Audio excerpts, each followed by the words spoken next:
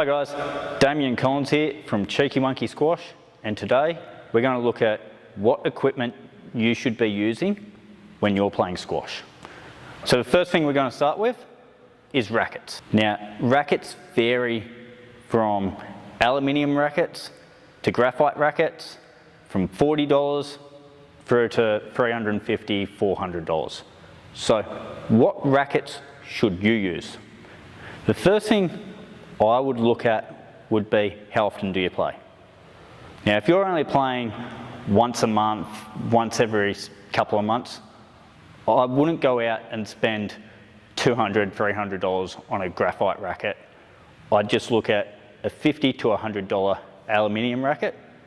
Now, the aluminium rackets will flex, they will bend, where the graphite rackets tend to break if you're not experienced and you're not hitting the ball or the walls the right way. So, the other thing with your rackets is the weight of the racket. Right, so aluminium rackets are going to be a little bit heavier than what your graphite rackets are. And then your graphite rackets can range from about 90 grams to 170 grams. I always like to think about it as in the racket's an extension of my arm. If you're someone like myself, I weigh about 65 kilos. I use a racket that weighs around 110 grams. So that if you're pushing up around, say, the 100 kilo or more range, you're going to want to use a heavier racket because it's going to feel more natural to you. My biggest recommendation there is don't go online and buy the cheapest racket you can buy. Go to your local squash club, grab a racket off the wall and have a hit with it before you buy it. So that's your rackets. Now the next thing we're going to look at is eyewear. With eyewear, there's two types of eyewear we can get. We can get the glasses or we can get what's called the eye mask. I prefer the eye mask because it protects more of the face. In saying that, it does cost a little bit more money than what your normal glasses will cost. Your glasses generally retail in around the $50 mark. The eye mask will normally retail between $75 to $100 mark. But as I said, I prefer the eye mask because they provide more coverage of the face, giving me more protection.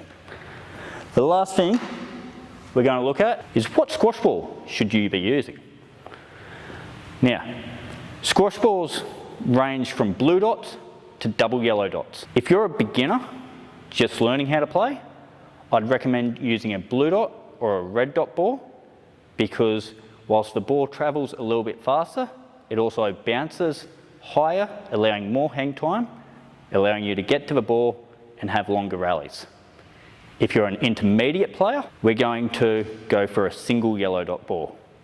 And again, it provides a little bit more hang time than the double yellow dot ball, allowing you to have a better rally with your opponent.